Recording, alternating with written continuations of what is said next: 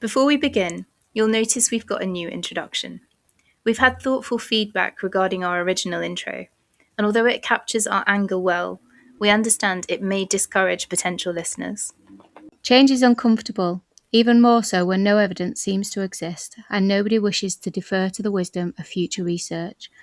However, we listened to the feedback, we considered the evidence, and we've decided it was time for a change. So here's to the next chapter of 79%.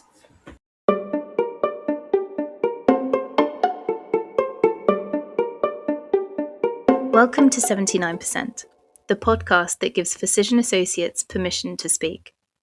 This is a place for honest words, lived experience, and reflection on the harsh reality of being a physician associate through one of the most sustained and brutal campaigns of hostility any NHS workforce has had to endure. We do not attack individuals, but we will unapologetically explore culture, accountability, and the systems that have helped create this profession and then stepped back while others tried to dismantle it. We're your hosts, Emma and Amanda, and we refuse to continue to let the conversation be about us without us.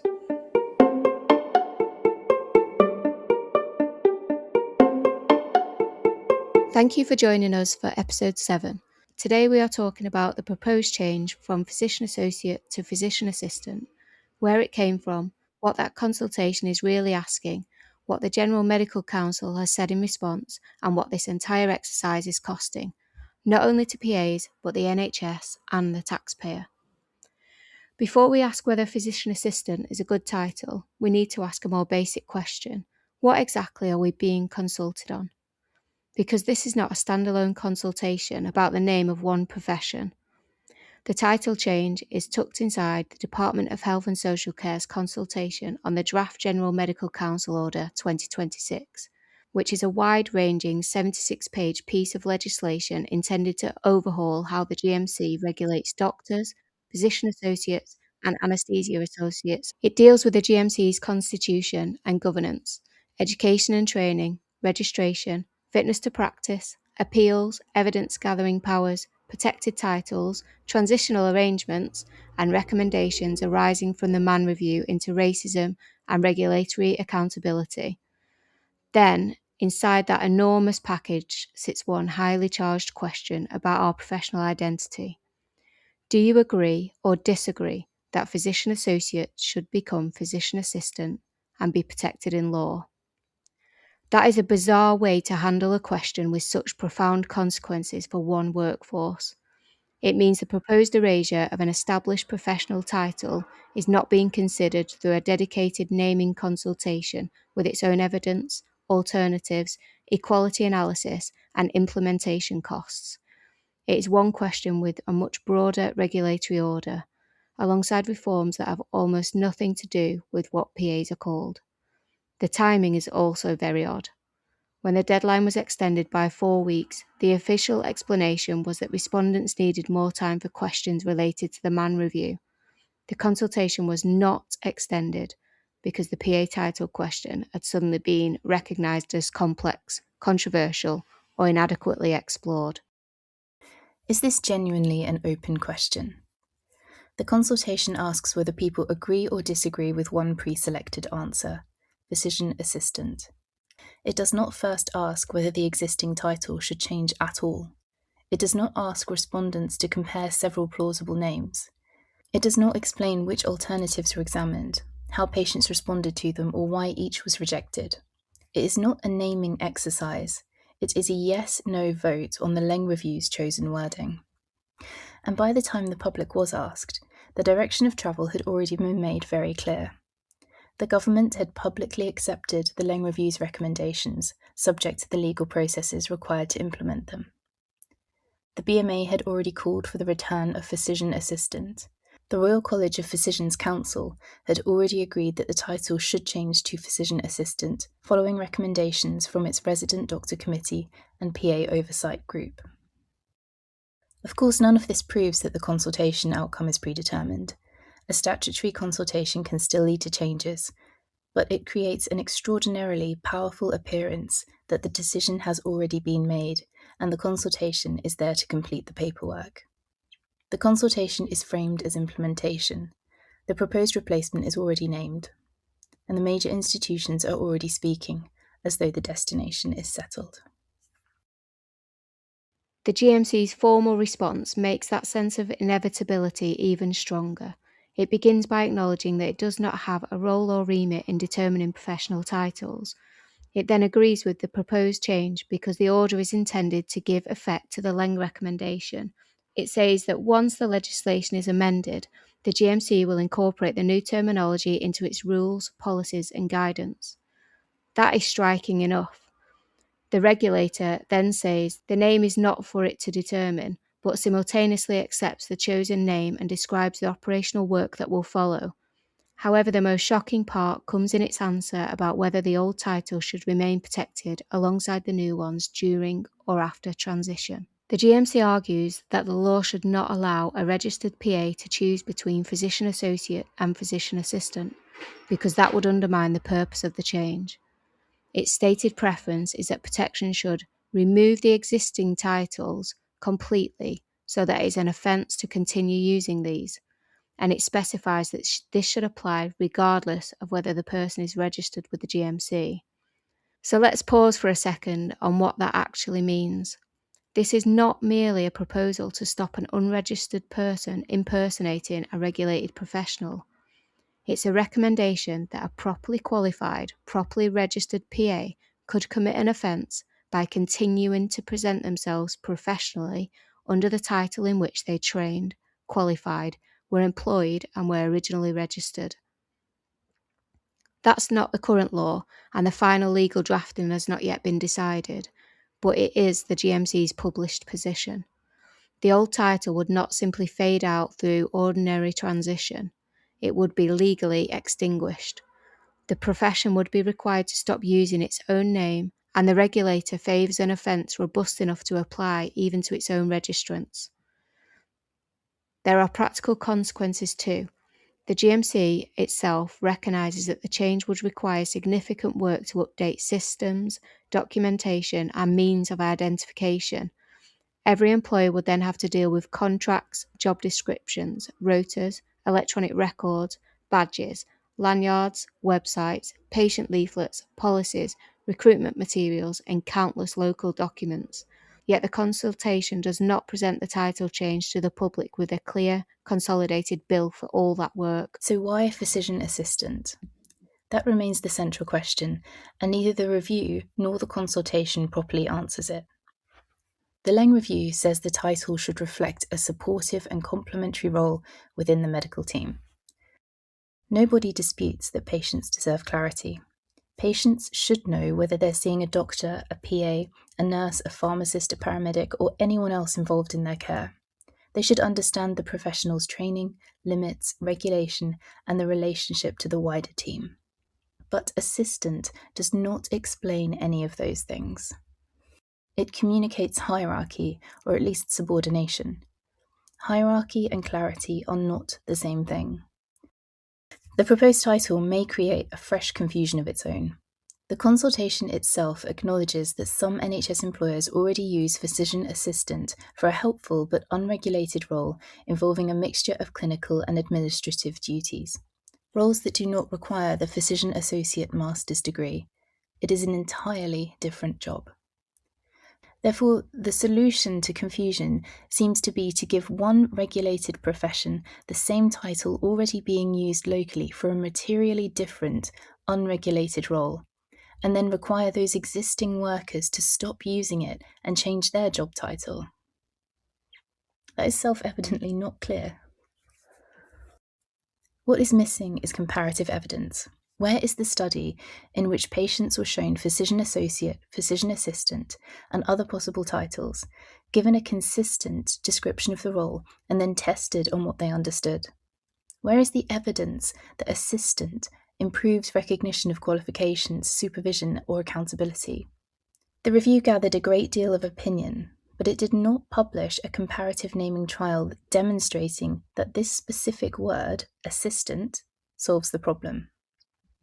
That absence matters because the title was not politically neutral. Powerful medical institutions had already advocated for it. When the preferred language of influential stakeholders becomes the sole replacement offered to the public, the case for transparent comparative testing becomes stronger, not weaker. So this is not an argument that PAs are doctors. We acknowledge the importance of being precise. A physician associate's master's degree and the MBBS are not interchangeable. Medical degrees are longer, broader professional qualifications that lead to a registration as a doctor. PAs are not doctors and do not need to pretend that qualifications are equivalent in order to object to being renamed. The relevant fact is simpler. Our PAs completed postgraduate clinical education at master's level, passed the national assessment and entered statutory regulation. The ordinary meaning of assistant does not describe the level of that qualification, and it does not explain the clinical role. The question is, why is a regulated postgraduate clinical profession being legally recast through a word that primarily communicates subordination? There is also a gendered dimension that should not be brushed aside. As mentioned multiple times in previous episodes, the profession is overwhelmingly female. The 2022 FPA RCP census reported that 79% of respondents were women. If this proceeds, the government will have taken a predominantly female regulated clinical profession and made assistant its compulsory legal identity. In 2026, that deserves far more equality scrutiny than a single binary consultation question appears to provide. There is another part of this story that receives remarkably little attention. The public has already paid to create, train, and embed this workforce. Health Education England, and later NHS England, did not simply watch the profession develop from the sidelines. The national funding model supported the PA training pipeline through student grants, clinical placement funding, and, in some settings, preceptorship support for employers. NHS England's 2024-25 funding guide listed a £5,306 training grant across the 2-year programme. Placement funding, including up to £7,366 across 2 years for eligible primary care placements, and around £5,000 employer incentive or preceptorship payments were applicable. This does not mean the NHS paid every student's tuition.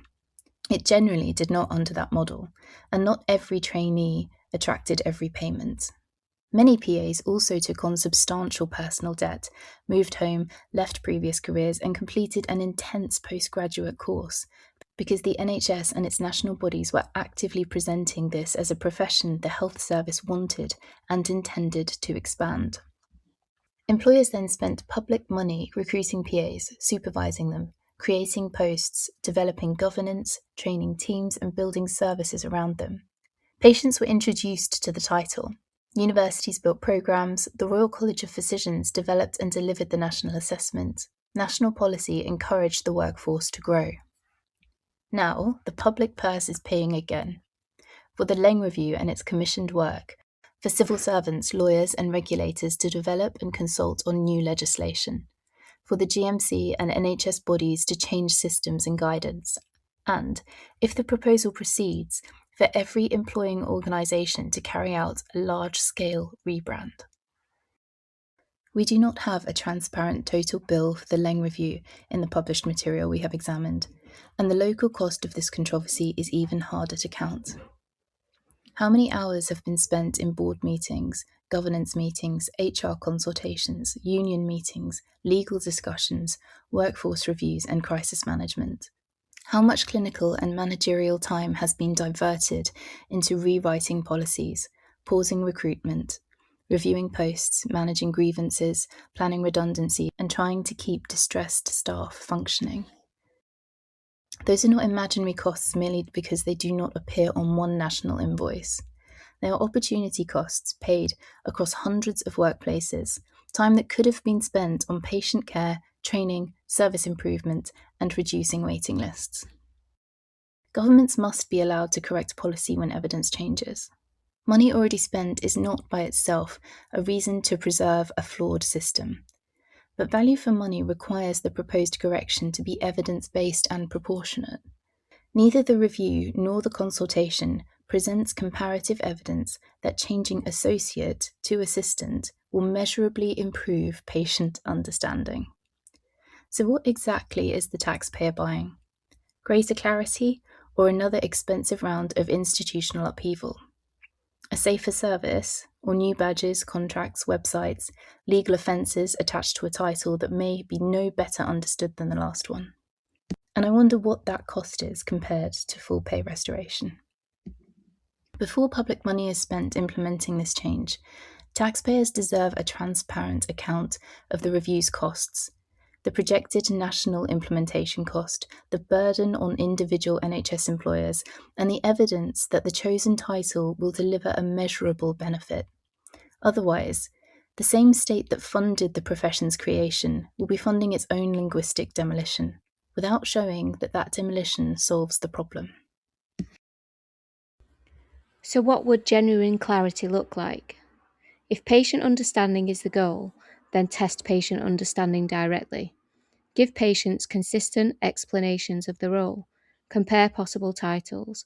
Measure comprehension before and after clear introductions. Require visible badges that state the professional title. Publish a national description of training, supervision, and regulation, and make employers use consistent job descriptions. If a properly designed comparison then showed another title produced a materially better understanding, that evidence should be published. But the profession should not have its existing name criminalised because decision makers assume a more subordinate sounding word must be clearer. This proposal is being sold as a modest act of clarification. It is not modest. It changes a profession's legal identity, compels every registrant and employer to adopt it, and, under the GMC's preferred approach, would make continued professional use of the existing title an offence even for those who are properly registered. It has been inserted into a vast consultation about the entire GMC regulatory framework. It offers one pre-selected replacement and no meaningful alternatives.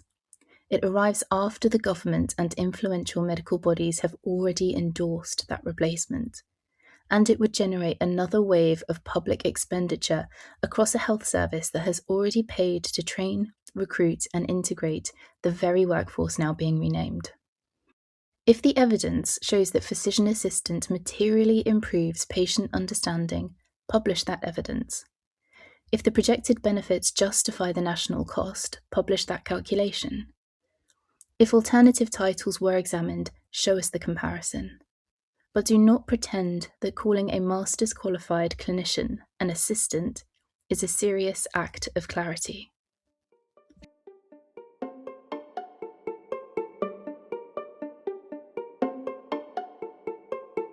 Today we've got Nana joining us. We've had one preliminary conversation with her, and from that we've realised she's a physician associate that doesn't hold back.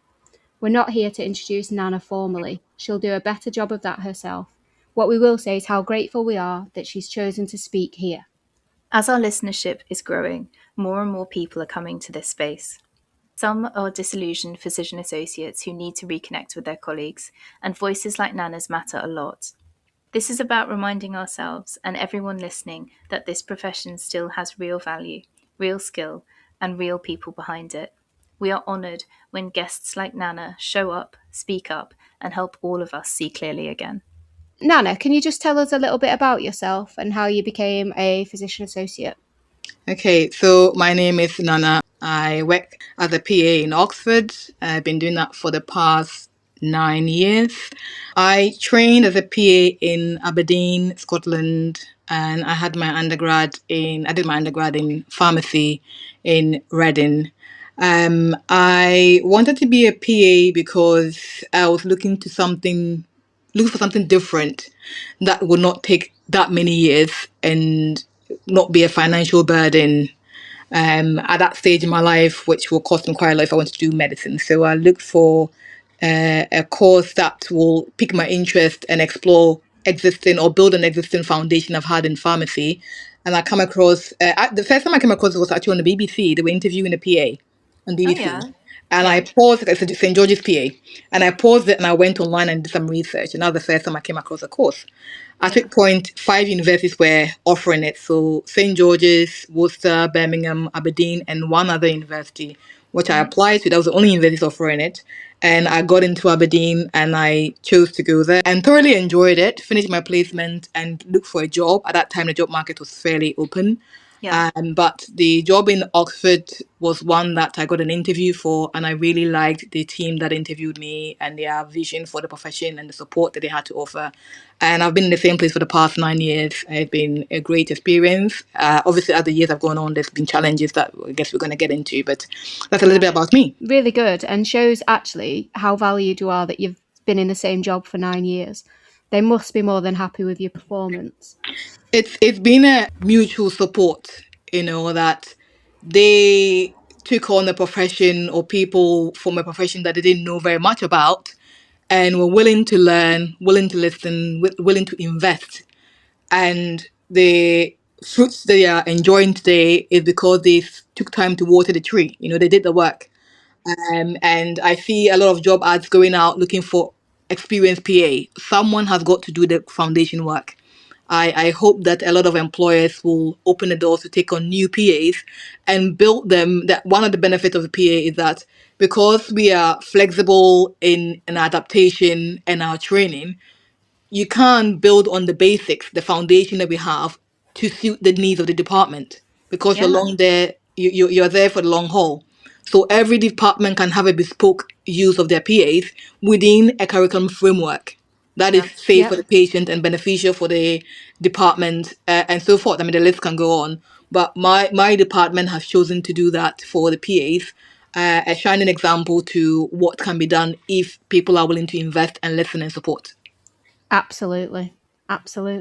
I couldn't agree with you more. So, Nana, as you know, this episode is about the proposed name change from physician associate to physician assistant. So, if you don't mind, can I just ask what your initial reaction was when you heard that physician associates could be renamed physician assistants? So, I mean, the first thing was why and on what basis? Because the first time I read the profession, even though it was named physician associate in the UK, I've seen it named physician assistant in the US, and they were doing a lot more than the PAs in the UK were doing. But the associate name had a connotation to it that felt like, you're working alongside doctors, you are learning to the medical model, you're diagnosing, although you have senior clinician support or supervision, which is the key feature with this profession, that you have a senior clinician supporting. And I mean, it's not the PA that they're supporting or they're supervising. They supervise everyone else in the department under their care or under the call for that day. So PAs came under that umbrella. And I didn't think very much of it, but as time went on, I noticed that the online rhetoric was using the name in a denigrating tone.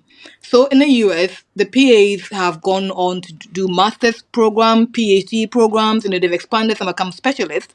So there's room to change, but somehow the role in the UK, which has been existing for the past 20 years, suddenly had the title questioned.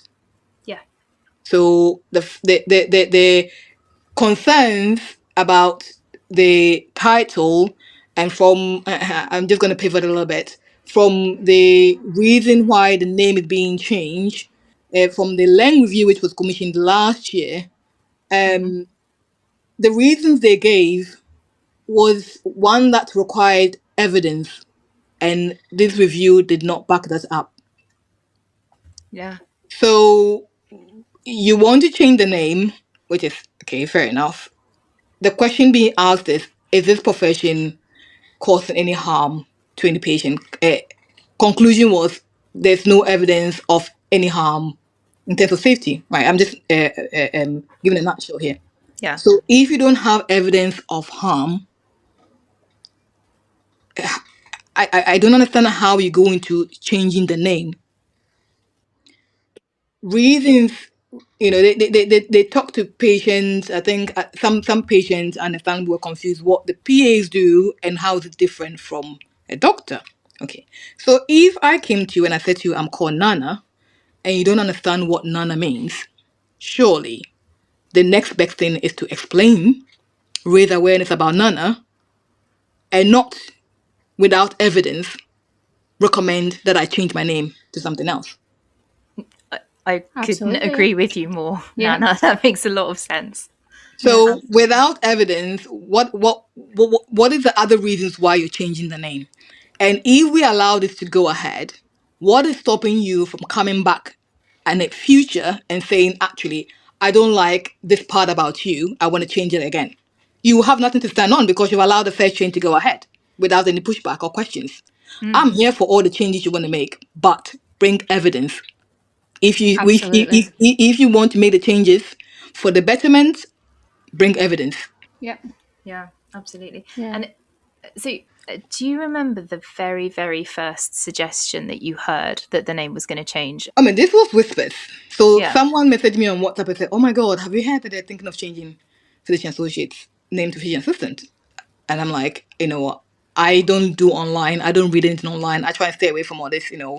I'm just putting my head down, getting my work done.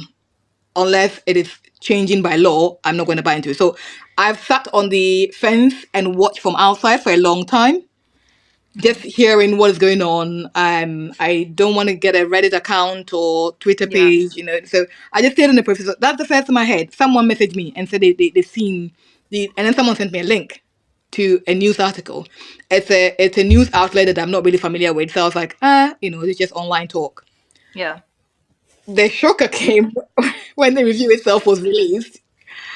And I'm like, oh, actually, this is actually happening.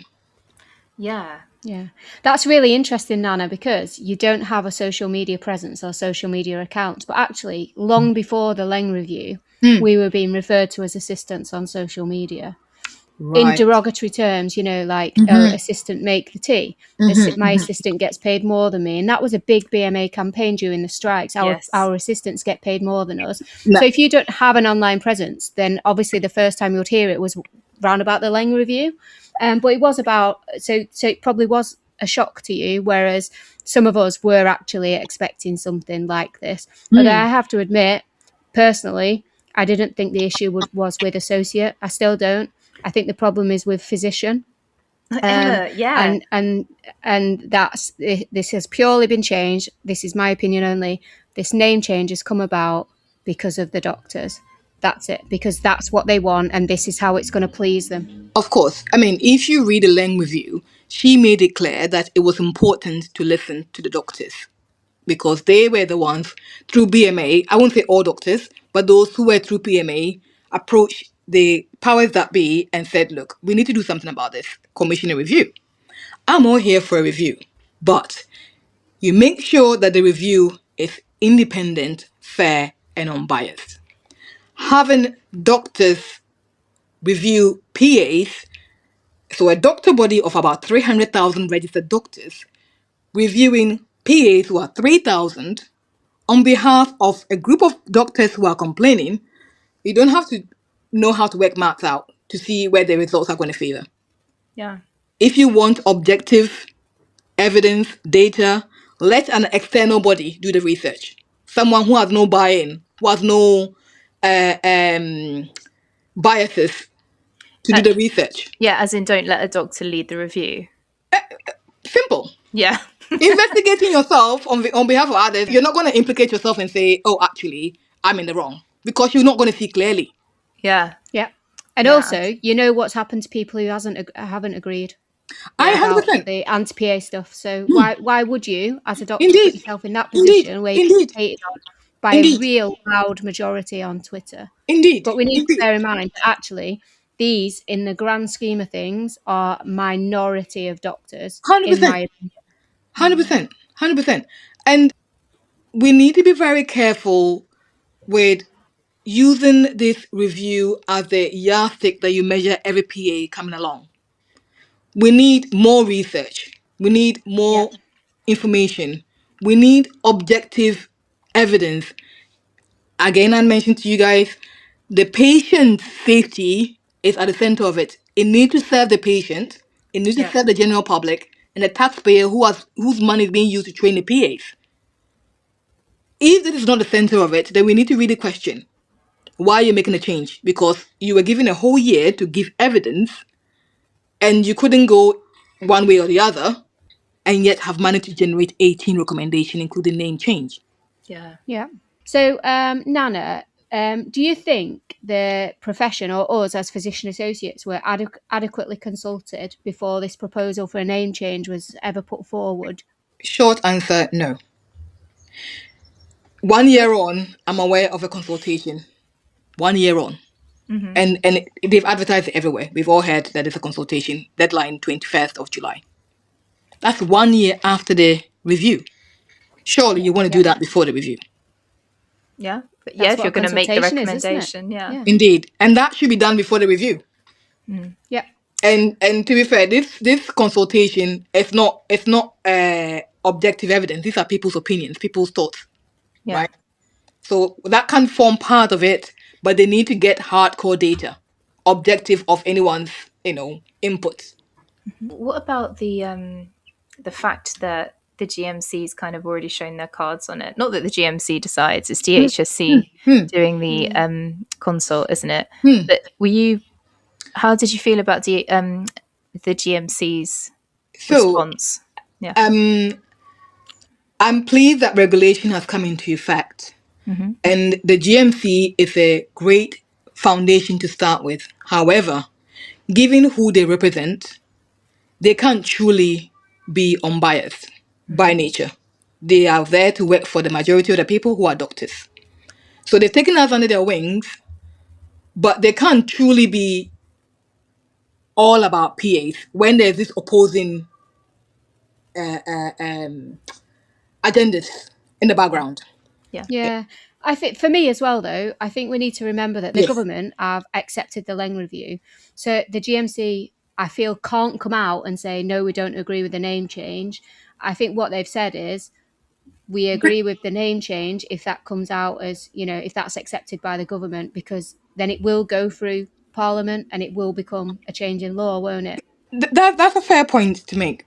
But the GNC, knowing very well that the PAs are not or are currently in court about the name change, and you represent them, you can sit on the fence and be neutral.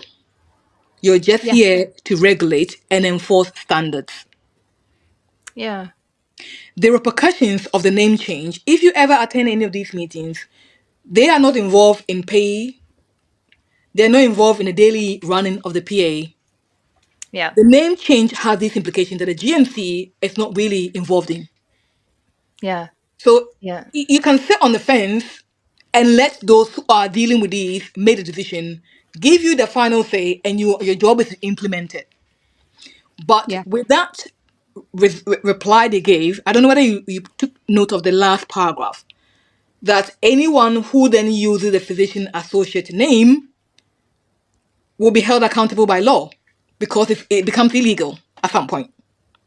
Nice. So they are in favor of the change of name to assistant, and anyone who uses associate, which is technically all of us. Yeah. So the general public will call us by mistake, will be held, and we who don't want the change will also be held. I feel like there's a bigger patient safety issue there, don't you think? Oh, 100%. Like, in not understanding that this 100%. this medical professional is, telling you what you need to hear. If you're just being told by an assistant, you know what I mean? Like, go back to statins or something. Yeah. This is why it's important. It doesn't matter, any drug. This is important why you take your drug. Yeah, but it was only the assistant that told me. So who cares? I'm not going to take it. So it is that narrative, right? In American consciousness, they have come at it from a different angle. We are halfway where the general population's perception is being told that this is a lesser than profession who have only done 2 years and I've done 6 years. No one is reading in between the lines that you've had a life science background to get to the 2 years, making a total of 5 to 6 years as a physician associate. No one is getting to that. Now, even though I have not read online, in person, people who were confused about the profession at the beginning when I started my job, I had someone come up to me and ask if I was the one serving the tea or coffee to the consultant. Are you serious? A fair comment to make, because there are healthcare assistants who are serving tea and coffee to patients on behalf of nurses. So To avoid the confusion, you clarify, well, I'm a physician associate. Yeah. For this confusion reason is why the assistant has been changed. Education is key to avoid misinformation. If the patient does not understand my name, you explain it to the patient. You educate them. Raise awareness. Yeah. Yes. Yeah. Anything that is renamed in the medical field, diseases are renamed with evidence to back it. You shouldn't be making changes out of the wind when it has such implications, far-reaching implications. Yeah. Be very careful, because it's not only affecting those who are working, but our future PA is coming for generations, Yeah. and that's quite dangerous. So that actually brings us nicely to the next question. Does the word assistant accurately reflect what physician associates do in the day-to-day clinical practice? I think there's another short answer here. Indeed, it doesn't. Not in the context that the BMA is spewing out there. Yeah. It's not. Now, I will, for the sake of this, go to the definition that was given by Leng. Okay. It is meant to reflect a supportive, complementary member of medical team. Okay. What does that actually mean? I think it depends who's interpreting it, doesn't it? Yeah. Exactly. Exactly. It doesn't give very much into the meaning of it. Now, mind you, the online rhetoric with the negative tone or denigrating tone. This is the definition they are giving. Okay, so that's the identity. Then that is the function of the role. Then get to the structure of the role. Well, how does it actually work on a day-to-day? You are trained to, through a curriculum framework, following a medical model, to be a generalist. You're not a specialist.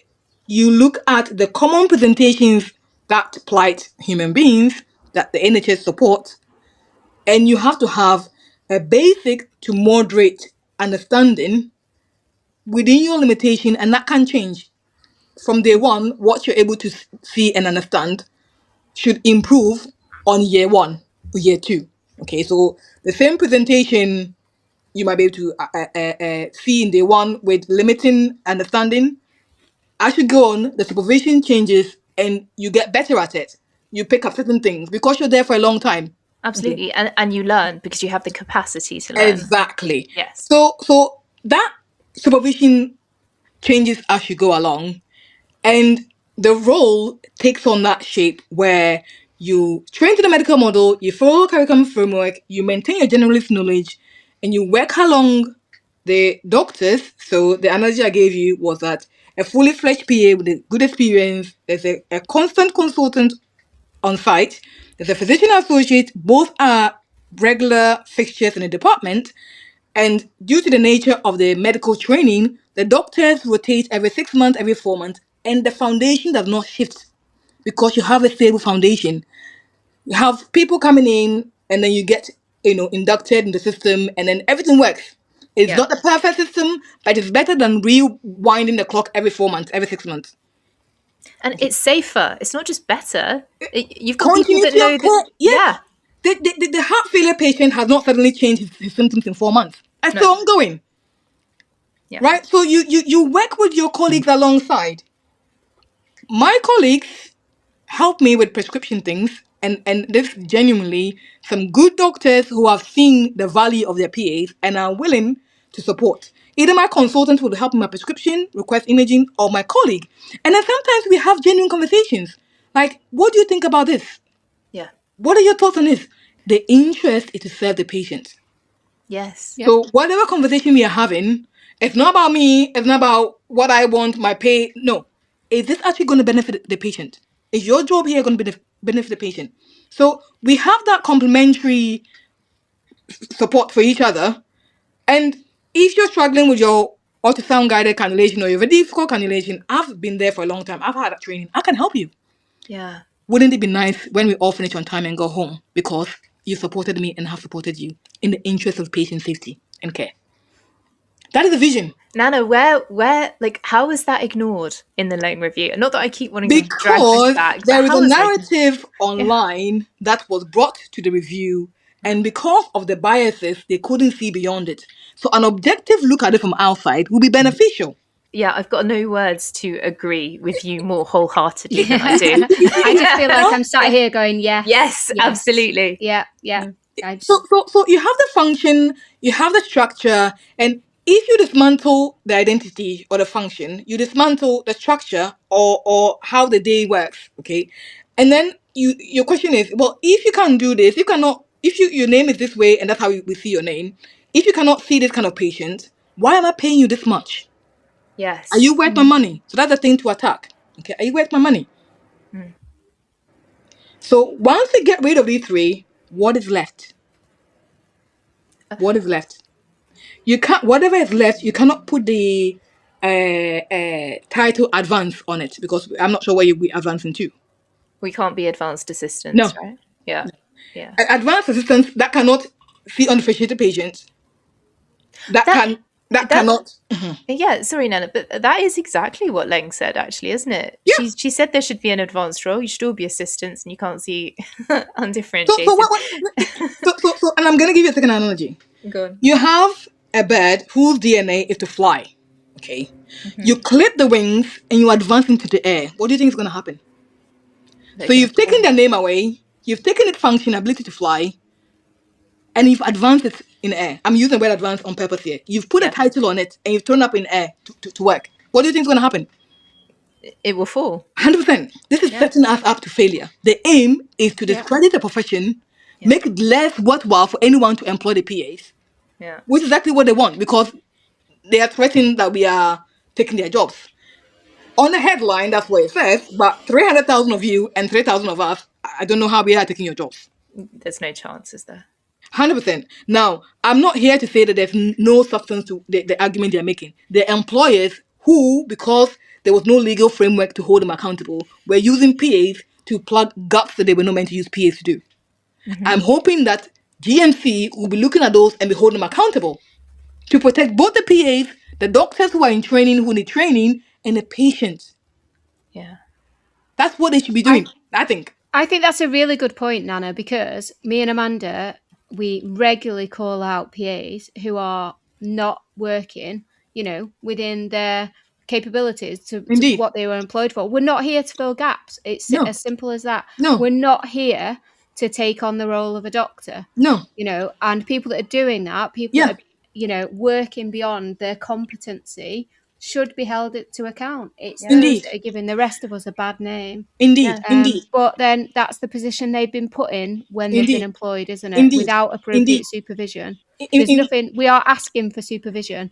I wanted a review into the role. I wanted it to find that there were issues with supervision because there clearly was. There was people prescribing who shouldn't be prescribing. When you know you don't have the right to prescribe. Yeah. I'm sorry. No physician associate who is qualified in the UK thinks that they can prescribe. Absolutely none. So if they've done it, they have knowingly held done accountable. It. Break it. Yeah. 100%. And the solution is not to smear all of us with that paint, because not all of us are out there doing that.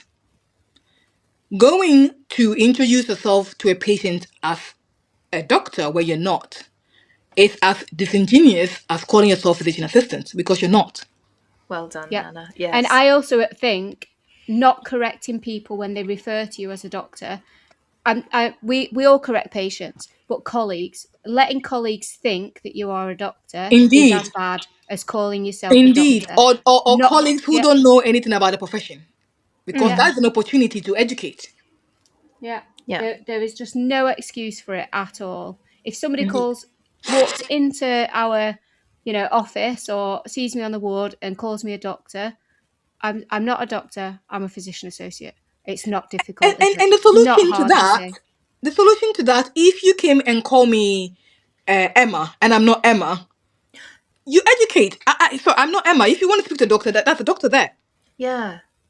Right. And or if you want to speak to Emma, she's over there. I'm not Emma. Yeah. The solution is not to change my name to make you feel better, so that everyone knows that you are Emma and I'm not. Yeah. No, you've got real clarity. Yeah. Especially when you have not come with evidence. Yeah. I was saying to a colleague that initially when the pandemic started, I remember they initially were calling it Wuhan virus, to which Yeah. there was a public outcry that this title overwhelmingly attacks the Asian community, who through Yeah. no fault of theirs have been branded with this. Yeah. Because of the evidence of harm, they changed it rightly to COVID based on evidence. Yeah. That is change we are all here for. Monkeypox got changed to Mpox based on evidence of harm being done to certain communities. Yeah. I'm here for the change. Just bring evidence. And given that you had a whole year and you couldn't give evidence one way or the other, in other words, you couldn't give evidence that the name itself has caused any harm to any patient, I struggle to understand why you want to change Absolutely. when the people who are doing the job haven't asked for it. Good point, Nana. When we ourselves haven't asked for it, We haven't actually, asked for it. we've identified this issue. Yeah, Yes. yeah, and Emma, I feel myself naturally drawn back to the point that you've already made about physician being the problem. Leng herself said the problem was with physician, not associate. When did she say that? So on one of the things that I in the attended, review. you know, when she had one of these these sessions that you could join online, Yeah, you like could the ask Gacopa questions. thing. Yeah, one of them where PAs were invited to have a listen to her nervously talk about nonsense. She said the issue is not with associates, with physician. So I was genuinely shocked when it came out and when it was broke by Partha Carr. Yes. Yeah. Yeah. What before the Leng review did? Before, when it was embargoed. Yes. And he decided to just, like he does. Oh, Yeah. Super important. And Isn't then it that was published in the interesting? newspaper, wasn't it, about the Yeah. name being changed to assistant. Which, interestingly, Partha also leaked confidential Royal College of Physician minutes of a meeting to a newspaper, and then lost his counsellor role. Yeah, absolutely. But because he's known to be leaky, isn't he? Oh yeah, he's. But again, that's a standards issue, isn't it? Again, I know I've said this in previous podcasts, but like the GMC's there to uphold the behaviour of doctors. Indeed. To say you can't fall below the and standard. PAs as well. And PAs, of course, yeah. Yes. But I don't see any PAs acting as awfully as people like Partha do online. And I'm hoping that anyone who is blindly making such claims, making comments, once the judicial review is released, hopefully with favourable outcome given the evidence out there, that people of such nature will be genuinely be held to account. The courts. Yes. Yeah. They need to be made won't. example of if you're going to have an NHS that we are all proud to work under. People should not go to work or go online to face abuse. No, they shouldn't. No. They shouldn't. Not in the NHS as well. No, I think that's one of the especially. most mad things. Yeah. Especially. Like what we're doing is not controversial. We're here, to, as you say, Nana, to serve the patient. Indeed. The standards hold people accountable. This is a safeguarding issue. These are people's lives, livelihoods on the line. People's jobs on the line. People's education credentials on the line. And most importantly, the patients at the center of this. Employers should be careful to equip, empower, and raise awareness about this profession and those who support. There are doctors who need support in supervising PAs. Standards from GMC should be looking into that. Yeah. This at the center of this conversation is a patient, someone's mom, someone's dad. I take so much pride the day the results came, the review came out. I had a patient that I've seen and was so nervous because I was like, oh my God, I don't know what I'm going to say. After the review, on his way out, he said to me, I have read online this morning about your profession, and can I just tell you, you did a great job. Aww. And I still think about it till this day. Like, if I've not done anything at all, I've seen someone who has looked beyond the headlines and appreciated the care for what it is. Yeah. That he got the care he needed, he got the investigations, and no harm came to him. Yeah. That's it. That's all we are here for. That is anything else out there is just hearsay if you don't come with evidence. So Nana, on that point, do you think he or any other patient would have had a better understanding of what you'd done had you introduced yourself as a physician assistant? I don't think so, because the question is, if you've never heard of the role before, well, what does that mean? Majority of them, the name goes over the head. I've had a colleague who reviewed a friend of mine 3 days ago, right? Mm-hmm. He messaged me to say, I've been to your department. It was very wonderful. I can't remember who saw me. I don't think I saw a doctor. And I'm like, I'm sure you've seen a doctor. I looked on the rota, and it was a doctor that he saw. He just couldn't remember who he saw. Yeah. All he cared about was his chest pain, had nothing to do with his heart. That's it. All you can do is to reiterate your role to them. Yeah. But it is your duty to, at the very least, give them the information. What they do with it is up to them. Yeah. But I suppose, like, take that. Okay, Mum, the doctor is here. And you say, no, I'm a physician assistant. Indeed. I do feel like if you've got any understanding of the NHS, you're then going to go, oh, you're an HCA. You know? There is that part. Yeah. I've even heard of the other quarters where they assume that you are a personal assistant because that's also abbreviated as PA. It's not just PAs who need to identify themselves. They make it sound like we're the only ones who have to tell people who we are. We are the new people on the block, so we have to. But everyone, the nurse needs to introduce himself. Thankfully, nurses have been around, a long time, so it's in the people's consciousness.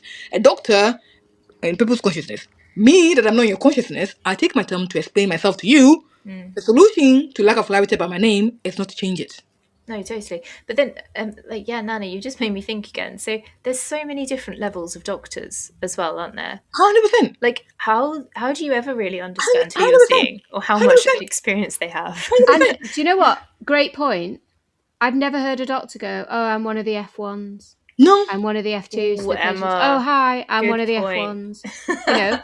To be fair, I hear registrars a lot, especially ones I work with, say, oh, I'm one of the registrars. Yeah. But I've never heard an F1 say I'm one of the F1s. I've never heard an IMT saying I'm one of the IMTs. They're all doctors. The patient will ask you, what is IMT? What is F1? Yeah. Is it Formula 1? What is F1? Yeah. They're all just one of the doctors, aren't they? I'm one of the doctors. So, Nana, hang on. Just one more on that point. So you graduated before Emma and I. Emma and I have been PAs for eight-ish years, 7 or 8 years. Can't remember how many. And we spoke to Ambrose in the last episode, who I remember saying the point, Ambrose, I get where you're coming from. It's all very well me sitting here with a job saying all of this. But if I was unemployed, as in just done the course and couldn't find a job, I would happily accept assistant and say, call me an assistant and employ me. How do you feel about that? Or what would you say to the new grads? So it is a fair approach to take, but one that is short-sighted and will have repercussions beyond their control. Fair. If PAs have not been working, like we are starting from ground zero, we will be none the wiser. Yeah. But those of us who have been on the other side of it with our current role and our title and seen what the job can be if allowed to flourish and fully appreciate what they are trying to do and what potential implication that will be, you can get the job and be fed today, but tomorrow they'll come and ask you, I don't like your leg. What do you do? Are you happy to chop it off as well for that day? Yeah. Yeah. Because you agree to the name change, you are happy to sell your identity to someone without any questions just for the job. Fair enough. But tomorrow, if I come to change something else about you without any evidence, don't get me wrong. They had evidence that they looked at the review it. It didn't answer the question they asked. Yeah. Okay, so if I didn't answer the question with the information I came with, and next time and you accept my recommendations, case in point, my annotation or my analogy about the eye. Yeah. If I came to you to operate on your eye and I said to you there is significant gaps in my knowledge in the procedure, however, I have 18 recommendations, including changing the name of the eyeball and how it works. Now, if you were a patient or a patient's relative, I don't know who will sign up to such a procedure. Yeah. And Anna, it amuses me just as much as it did the first time I heard it. Because you just wouldn't, would you? You just wouldn't agree. It doesn't make any sense. No, in no world is this allowed. Yeah. Now, the roles were reversed. If I went to the medical professional doctors and said this to them and I'm upset, they're going to be upset. They're going to have a hissy fit about it. Rightly so. Rightly so. If you have evidence for the changes, let's hear it and let's work together. But failing that you've had a whole year and you didn't bring one onto the table for harm being caused, I think we need to continue seeking the judiciary input. Yeah. I don't think asking for evidence is too much. too much. It's not too much to ask. This is our No, lives, our profession. no, Fair enough if we need to make the no. changes, but evidence them. And, Don't and, don't and, the, make sta- them and just the because statement that somebody's cried. disappointed me, Yeah. indeed, and the statement that disappointed me with the review is that now is not the time to defer to wisdom of future research. Oh my gosh, yeah. Now, this is people's profession, their livelihood. This is patient safety. There's too much at stake for you not to defer to the wisdom of future research. Yeah. I think it's important to stop today and really, really carefully get data if we're going to look at a future of NHS that we're all proud to be part of. And anyone who genuinely care about patient safety before they make any rush input into the consultation, that's my LinkedIn, please take your time and read the Lang review because it has implications beyond our control. Countries are changing their physician assistant role to associate because they better appreciate what the role is based on what the UK is doing. We are a beacon of hope, laying the foundation for change. We shouldn't throw that away when you have evidence to the contrary. Last question then, Nana, if that's okay. So whatever title is eventually adopted, whether that's we stick to physician associate, we become physician assistants or something else, where would you like to see the profession in 5 years? And, or any time in the future, where does the profession go from here, regardless of the name? Well, I think it's tricky to project regardless of the name because based on the name change, the 5-year projection will be different. If you change it to assistant with all the connotations attached to it, you can't see this person, your salary should be questioned. I wager in 5 years, very few people will be doing the profession. Yeah. Very few people will be employing the profession because it's not going to be worth the need and the care the employers require. If they keep it the way it is, with accountability, awareness, support, education, professional courtesy, respect, and that is what the current title means for us who have been working with it for a while. We can see an NHS where we work along our colleagues with senior supervision, taking on the workload based on our experience at the time, challenging ourselves to learn more for the future so that the workload goes down for the doctors because we're able to support within our framework. Patient safety is upheld, public perception is renewed or restored, career progression is considered, job satisfaction is looked at, and the NHS in 5 years' time is one that we look back at, very proud that we have changed the foundation and the very fabric of the establishment. One that takes very good care of the patient because it had looked at the skill set rather than the credentials on the table. Yeah. What an Great ending excellent that. answer that Couldn't was. agree more. What an Yeah. excellent answer, yeah. Thank you, Nana. Thank you very Yeah, much. thank you.